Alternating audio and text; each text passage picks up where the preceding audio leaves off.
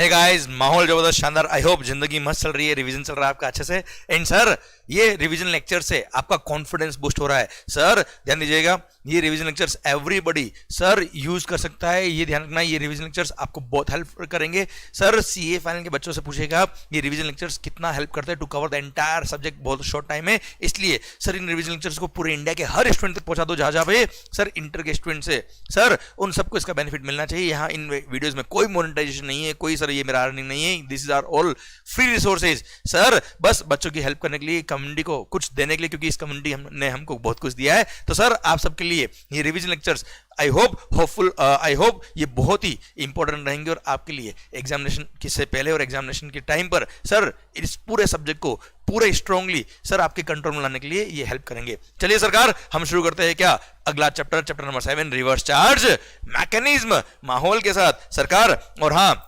Sir, इन videos के sir comments जब आप लिखते हो माहौल लिख के, सरकार लिख के, सरकार एनर्जी बढ़ जाती है। सर ध्यान दीजिएगा सरकार, अगर आपने इन वीडियोस को देखा है तो सर इसमें माहौल लिखा हुआ मिलना चाहिए कमेंट के अंदर, तो सर मेरे एनर्जी और डबल और अपन को लगेगा आज तो अपन चांद पे। सरकार आइए section number 9.3 and 9.4 of the CGST act, section number 5.3 and 5.4 of the IGST act, reverse charge mechanism. Sir ध्यान दीजिएगा, पहले हम बात करेंगे, दो सेक्शन है, सेक्शन नंबर 9.4 एंड 9.3। सर हम पहले बात करें section number 9 sub section 4 of the CGST act. अच्छा, जो सेक्शन नंबर 9.4 है वही सेक्शन नंबर 5.4 है, जो सेक्शन नंबर 9.3 है वही सेक्शन नंबर 5.3 है। इंट्रास्टेट सप्लाई तो section number 5, sir section number 9 of the CGST act. Interstate supply हुआ तो section number 5 of the IGST act. बात एक ही सर, क्लियर, सेक्शन सेम है सर। आइए section number 9 sub section 4 of the CGST act क्या कहता है साहब, सुनिएगा ध्यान से। गवर्नमेंट के पास पावर है कि वो चाहे तो कुछ कैटेगरी ऑफ रजिस्टर्ड पर्सन को नोटिफाई कर सकता है, और रजिस्टर्ड पर्सन को नोटिफाई करके वो बोल सकता है कि अगर ये रजिस्टर्ड कैटेगरी ऑफ, ये notified category of registered person है, अगर अनरजिस्टर्ड पर्सन से इन स्पेसिफाइड कैटेगरीज ऑफ गुड्स और सर्विसेज परचेज करिए तो इन नोटिफाइड गुड्स के केस में रेसिपिएंट जो नोटिफाइड रजिस्टर्ड पर्सन है वो लायबल होगा टैक्स पे करने के लिए। और एट प्रेजेंट बिल्डर प्रमोटर को नोटिफाई किया, गवर्नमेंट ने नोटिफिकेशन दे दिया साहब और बोल दिया क्या प्रमोटर लायबल होगा टैक्स पे करने के लिए इन फॉलोइंग केसेस में। सर अब प्रमोटर मतलब बिल्डर, सर अब बिल्डर ने क्या किया, बिल्डर रजिस्टर्ड पर्सन है, उसने अगर किसी भी अनरजिस्टर्ड पर्सन से सीमेंट परचेज किया, पहले हम पॉइंट नंबर 2 और 3 बात करें सर, अगर किसी भी अनरजिस्टर्ड पर्सन से 1 रुपए की भी सीमेंट परचेज कर ली या कोई भी कैपिटल गुड्स परचेज कर लिया जो अनरजिस्टर्ड पर्सन है उससे, तो ऐसे केस में उस सीमेंट और उस कैपिटल गुड्स पे रिवर्स चार्ज मैकेनिज्म में उस प्रमोटर उस बिल्डर को टैक्स पे करना पड़ेगा to the government directly under reverse charge mechanism. Clear. Plus point number 1 कहता है क्या सर, बिल्डर्स को प्रमोटर्स को बोल दिया क्या, जब आप बिल्डिंग का कंस्ट्रक्शन करते हो उसके अंदर मिनिमम 80%, मिनिमम कितना बेटा 80% जो मटेरियल काम आता है सर या सर्विसेज काम आती है सर, उसका जो भी गुड्स और सर्विसेज काम आती है उसका 80%, एटलीस्ट 80% आपको रजिस्टर्ड लोगों से ही परचेज करना है। क्योंकि क्या होता है, कई सारे प्रमोटर बिल्डर क्या करते हैं, अनरजिस्टर्ड से परचेज दिखा के सर बोगस बिल लेके उनसे खर्चा दिखा देते हैं साहब, हाँ है ना, केवल खर्चा क्लेम करने के लिए सर। इसलिए गवर्नमेंट ने बोल दिया क्या, आपका एटलीस्ट 80% जो परचेजेस है अदर देन सीमेंट और capital goods, other than sir अगर आपने डेवलपमेंट राइट ट्रांसफर किए या लॉन्ग टर्म लीज पे कोई लैंड दिया है किसी को, उसको छोड़ दो। उसके अलावा जो अदर गुड्स और अदर सर्विसेज है उसका एटलीस्ट 80% रजिस्टर्ड लोगों से परचेज होना चाहिए। अगर इसमें शॉर्टफॉल हुआ, मान लो आपने जो परचेज किया गुड्स सर्विसेज वो केवल 75% ही था रजिस्टर्ड से, मतलब आपका मिनिमम रिक्वायरमेंट थी 80% आपको रजिस्टर्ड से परचेज करना था, आपने 75% ही टोटल परचेज का 75% ही रजिस्टर्ड से परचेज किया, तो बचा हुआ 5% जो शॉर्टफॉल है, जो शॉर्टफॉल है sir, shortfall from the minimum, sorry, shortfall from the minimum value of goods or service or both to be required to be purchased by promoter from registered person। तो shortfall कितना है 5%, उस पे आपको reverse charge mechanism में tax pay करना पड़ेगा। वो 5% जो शॉर्टफॉल है गुड्स और सर्विसेज जो भी है उन रेस्पेक्टिव गुड्स रेस्पेक्टिव सर्विस, हर एक गुड्स हर एक सर्विस का देखना पड़ेगा कौन कौन सा शॉर्टफॉल है 80% से, उस डिफरेंस अमाउंट पे आपको टैक्स पे करना पड़ेगा रिवर्स चार्ज मैकेनिज्म उस 5% बेटा। ये था section number 9 sub section 4 of the CGST act. आइए सरकार, अब हम बात करेंगे section number 9 sub section 3 of the CGST act. Government के पास पावर की हो जाए तो कुछ गुड्स और सर्विसेज नोटिफाई कर सकता है, और नोटिफाई करके बोल सकता है क्या sir, in notified category of goods और सर्विसेज और बोथ में recipient will be liable to pay tax to the government directly under reverse charge mechanism, and all the provisions of the act will apply on the recipient as if he is the person liable to pay tax to the government directly. Sir, और 8% कुछ goods भी notified है, 8% कुछ services भी notified है, पर since जो goods notified है वो हमारे सिलेबस में नहीं आते, इसलिए हम गुड्स की बात नहीं कर रहे हैं, हम बात करेंगे इसकी केवल सर्विसेज की। तो कौन कौन सी सर्विसेज नोटिफाइड है हम वो बात कर रहे हैं सर सेक्शन 9 सबसेक्शन 3 के अंदर। सबसे पहला पॉइंट क्या है, GTA, goods transport agency. Sir GTA को ऑप्शन दे रखा है, या तो 5% टैक्स पे करने वाला ऑप्शन लो या 12% टैक्स पे करने वाला ऑप्शन लो। अगर 12% टैक्स पे करने वाला ऑप्शन लिया तो फॉरवर्ड चार्ज मैकेनिज्म में जीटीए ही लायबल है। 5% टैक्स पे करने वाला ऑप्शन लिया तो ऐसे केस में सर रिवर्स चार्ज मैकेनिज्म लगेगा और रेसिपिएंट लायबल होगा। अब सुनना बच्चों ध्यान से, सर जीटीए ने, अब प्रोविजन को ध्यान सुना, जीटीए ने जो सर्विसेज दी है वो इन 7 स्पेसिफाइड कैटेगरी ऑफ पर्सन में से किसी एक को दी है तो ही टैक्स लगेगा। इन 7 के अलावा किसी को भी सर्विस दी तो टैक्स क्या है, एग्जम्प्ट है, मेगा एग्जम्प्ट लिस्ट के अंदर। आई रिपीट, सर जीटीए ने सर्विसेज दी है वो इन 7 स्पेसिफाइड कैटेगरी ऑफ पर्सन जो हम बात करने वाले हैं, इन 7 स्पेसिफाइड कैटेगरी ऑफ पर्सन को अगर सर्विसेज दिए तो ही जीएसटी पे टैक्स तो ही जीटी की सर्विस पे टैक्स लगेगा सर, वरना टैक्स ही एग्जम्प्ट है। भले 12% वाला ऑप्शन लिया है, 5% लिया, उससे कोई फर्क नहीं पड़ता, टैक्स एग्जम्प्ट होगा इन 7 के अलावा किसी और सर्विस दी तो।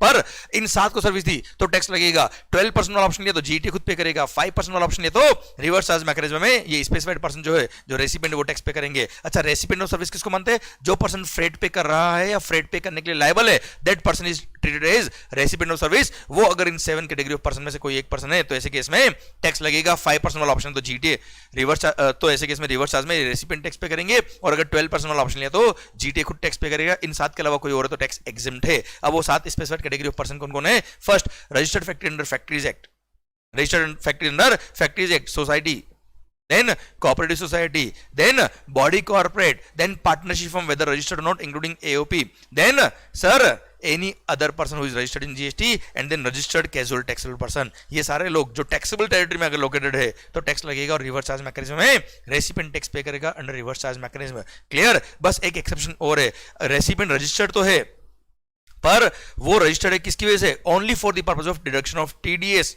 Under GST. सर जीएसटी का टीडीएस सेक्शन 51 में आता है जो आपके सिलेबस में नहीं आता, पर हाँ सर ये गवर्नमेंट डिपार्टमेंट या establishment of the central government, state government या यूनियन टेरिटरी या लोकल अथॉरिटी या गवर्नमेंटल एजेंसी, ये 3 लोग जीएसटी में रजिस्टर्ड है but only for the purpose of deducting TDS under section number 51 of the CGST, किसी और पर्पस के लिए जीएसटी में रजिस्टर्ड नहीं है। तो भले ही जीएसटी में रजिस्टर्ड है फिर भी सर जीएसटी क्या कर दिया, एग्जाम कर दिया, and nobody will be liable to pay tax to the government directly बेटा। तो सर इन 7 स्पेसिफाइड कैटेगरी के अलावा किसी और को सर्विस दी तो जीएसटी एग्जाम्प्ट है, प्लस इनको अगर सर्विसेज दी तो भी जीएसटी क्या है, एग्जाम्प्ट है। सर इसके अलावा इन 7 को services the other than these people sir तो टैक्स लगेगा रिवर्स चार्ज मैकेनिज्म में, रेसिपिएंट टैक्स पे करेगा। अगर 5% वाला ऑप्शन ले तो 12% वाला ऑप्शन ले तो जीटीए खुद टैक्स पे करेगा। आइए sir second point, sir advocates, sir वकील, एडवोकेट्स या आर्बिट्रल ट्रिब्यूनल में यहाँ पे समझा देता हूँ आपको। सर एडवोकेट भले वो फॉर्म ऑफ एडवोकेट हो, इंडिविजुअल एडवोकेट हो या सीनियर एडवोकेट हो या आर्बिट्रल ट्रिब्यूनल हो, उन्होंने सर्विसेज दी किसको, ऐसे किसी बिजनेस एंटिटी को जिसका aggregate turnover during the preceding financial year was more than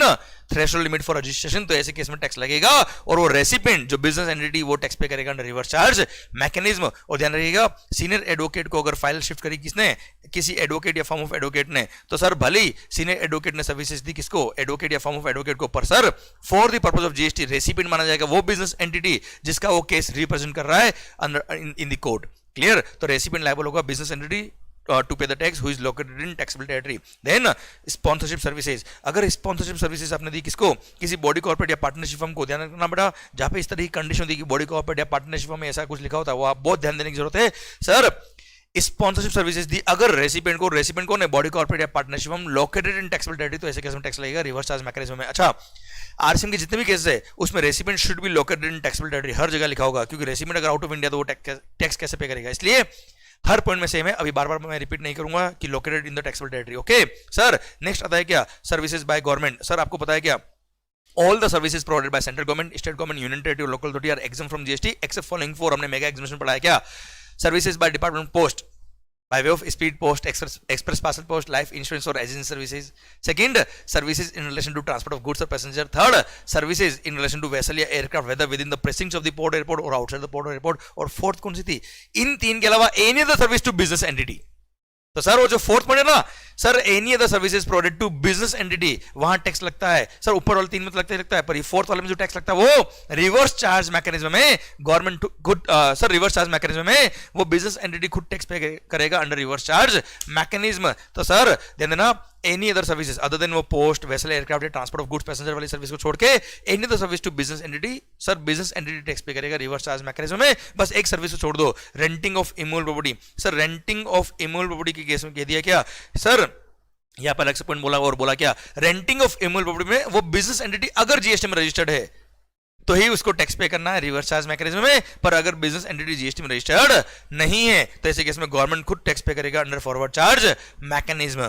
clear? बाकी any the service to business entity value वो रजिस्टर्ड हो या ना हो सर, उसको रिवर्स चार्ज मैकेनिज्म में टैक्स पे करना पड़ जाएगा। क्लियर? डन। सर नेक्स्ट आता है क्या सर, अगर मान लो मैं एक बिल्डर हूं, आपकी कोई सोसाइटी है जो ओल्ड सोसाइटी, पुरानी बिल्डिंग टूट रही है, नई बिल्डिंग बन रही है, सर पुराने दिल टूट रहे हैं, नए दिल जुड़ रहे हैं। तो सर होता ना सर, रीडेवलपमेंट में जब बिल्डिंग जाती है, पुरानी बिल्डिंग टूटती है, बिल्डर तोड़ता है और नई बिल्डिंग बनाता है, बड़े फ्लैट बनाता है, तो सर जो सोसाइटी है या मेंबर्स है वो क्या कर रहे हैं, ट्रांसफर ऑफ डेवलपमेंट राइट कर रहे हैं या लॉन्ग टर्म लीज में मेरे को लैंड दे रहे हैं। तो ऐसे केस में जो उन्होंने मेरे को ट्रांसफर ऑफ डेवलपमेंट राइट की सर्विस दी है, फ्लोर स्पेस इंडेक्स ट्रांसफर किया including additional floor space index, या लॉन्ग टर्म लीज 30 ईयर्स और मोर देन 30 ईयर्स के लिए मेरे को उन्होंने लैंड दी है लीज पर, तो ऐसे केस में सर प्रमोटर खुद लायबल होगा टैक्स पे करने के लिए, वो सोसाइटी लायबल नहीं होगी टैक्स पे करने के लिए रिवर्स चार्ज मैकेनिज्म में, बिल्डर खुद लायबल होगा सब। नेक्स्ट सर, अगर आप किसी कंपनी के डायरेक्टर हो, डायरेक्टर ने जो सर्विसेज दी, in the capacity of director जो पैसा मिल रहा है, in the capacity of employ नहीं है वो, in the capacity of director जो पैसा मिल रहा है उस पर टैक्स लगता है, वो भी रिवर्स चार्ज मैकेनिज्म है। वो बॉडी कॉर्पोरेट सर जो टैक्सेबल डायरेक्टर, वो कंपनी बॉडी कॉर्पोरेट जो टैक्सेबल डायरेक्टर में लोकेटेड है वो टैक्स पे करेगा अंडर रिवर्स चार्ज मैकेनिज्म।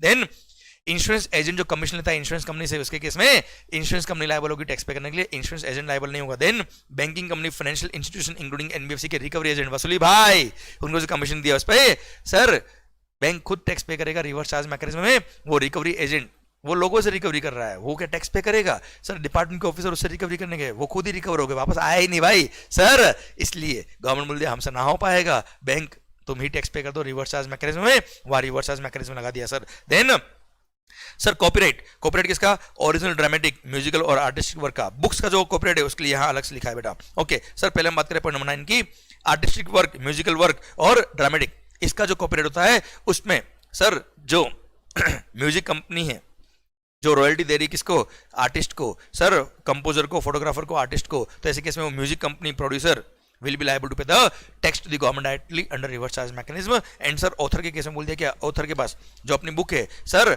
उसका मेरा कॉपीराइट है सर, इसको मैंने किसी पब्लिशर को पब्लिश करने के लिए दिया, वो प्रिंट करेगा बेचेगा, जिसका जितना बिकेगा उसका एक परसेंटेज मेरे को रॉयल्टी मिलेगा। तो ऐसे केस में जो रॉयल्टी मेरे को मिल रहा है सर उस पर टैक्स रिवर्स चार्ज मैकेनिज्म में उस पब्लिशर को पे करना है, पर ऑथर को एक ऑप्शन दे दिया कि ऑथर बाय डिफॉल्ट तो पब्लिशर लायबल है, पर ऑथर को एक ऑप्शन दे दिया कि ऑथर चाहे तो खुद लायबिलिटी ले सकता है फॉरवर्ड चार्ज मैकेनिज्म में। मान लो मैं खुद जीएसटी में रजिस्टर्ड हूं, अब साहब मैं खुद अगर जीएसटी में रजिस्टर्ड हूं, मैं चाहता हूं यार ये जो रॉयल्टी है इस पे भी टैक्स मैं खुद ही पे कर दूं, उसके कुछ लॉजिक है, वो अभी आप छोड़िए, रूल नंबर 42 43 आपके सिलेबस में नहीं आते सर। अब अगर ऑथर खुद लायबिलिटी लेना चाहता तो ऐसे केस में वो जुरिस्डिक्शनल कमिश्नर को एक इंटीमेशन देगा सर इन दी प्रिस्क्राइब फॉर्मेट कि साहब ये जो मेरी रॉयल्टी उस पर टैक्स में फॉरवर्ड चार्ज में मैं खुद टैक्स पे करूंगा, मैं टैक्स इनवॉइस इशू करूंगा, I am registered in GST, और अपने बिल पे टैक्स लगा के पब्लिशर को देगा, तो ऐसे केस में पब्लिशर लायबल नहीं होगा, ऑथर खुद लायबल होगा, नहीं तो बाय डिफॉल्ट लायबल तो पब्लिशर ही है under reverse charge mechanism. Then RBI की जो ओवरसीइंग कमेटी है सर, उसको जो मेंबर्स को जो फीस मिल रही है इस पे सर कौन लायबल होगा भाई, सर आरबीआई लायबल होगा रिवर्स चार्ज मैकेनिज्म में। Then sir individual direct selling agent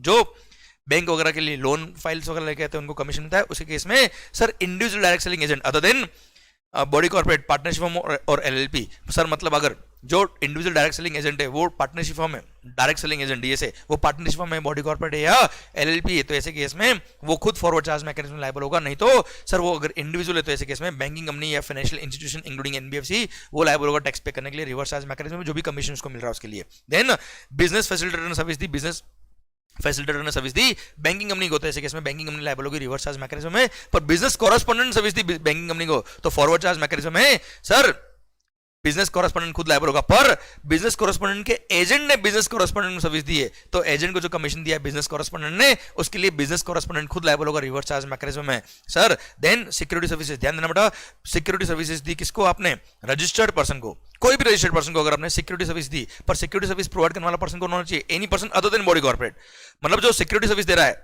security services including services provided by way of supply of security personal, security personal होता है ना सर, बॉडी गार्ड वगैरह, sir building वगैरह बाहर देखोगे security guard, तो सिक्योरिटी सर्विस दे रहा है कौन? A person other than body corporate. किसको दे रहा है बेटा? The person who is registered in GST. तो ऐसे केस में रिवर्स चार्ज मैकेनिज्म लगेगा और रेसिपिएंट लायबल होगा टैक्स पे करने के लिए। पर इसके लिए दो एक्सेप्शन है। फर्स्ट, अगर आपने कंपोजिशन स्कीम ले रखा है, आप जीएसटी में रजिस्टर्ड तो हो, पर अगर आपने कंपोजिशन स्कीम ले रखा तो ऐसे केस में रिवर्स चार्ज नहीं लगेगा, फॉरवर्ड चार्ज लगेगा। सेकंड थिंग, वही गवर्नमेंट डिपार्टमेंट और establishment of the central government, state government, union territory या लोकल अथॉरिटी या गवर्नमेंटल एजेंसी आप हो जो जीएसटी में registered only for the purpose of deducting TDS under section 51, किसी और पर्पस के लिए वो जीएसटी में रजिस्टर्ड नहीं है, तो ऐसे केस में फॉरवर्ड चार्ज मैकेनिज्म लगेगा, रिवर्स चार्ज नहीं लगेगा साहब। Then renting of motor vehicle design to carry passengers, sir जहां पे cost of fuel is included in the cost charge from the service recipient. Clear? अब उन्होंने सर्विसेज दी किसको? Recipient should be a body corporate. ध्यान देना बेटा, recipient should be body corporate. यहां पे बहुत सारे बच्चे कंफ्यूज होते हैं सर, एक तो सिक्योरिटी सर्विस में और यहां पर। सर ध्यान देना बेटा, यह कंफ्यूजन क्यों होता है? क्योंकि आप ध्यान से पढ़ते नहीं, उसको याद नहीं करते, याद करना पड़ेगा आपको। Recipient should be body corporate और service supplier should be other than body corporate. ध्यान देना बेटा, renting of motor vehicle design to transport passengers, design truck वगैरह नहीं बेटा, कार वगैरह या बस वगैरह। सर ये आपने सर्विसेज दी किसको? बॉडी कॉर्पोरेट को। Service supplier should not be a body corporate, other than body corporate होना चाहिए, रेसिपिएंट बॉडी कॉर्पोरेट होना चाहिए। तो ऐसे केस में रिवर्स चार्ज मैकेनिज्म लगेगा और बॉडी कॉर्पोरेट जो है वो टैक्स पे करेगा रिवर्स चार्ज मैकेनिज्म में।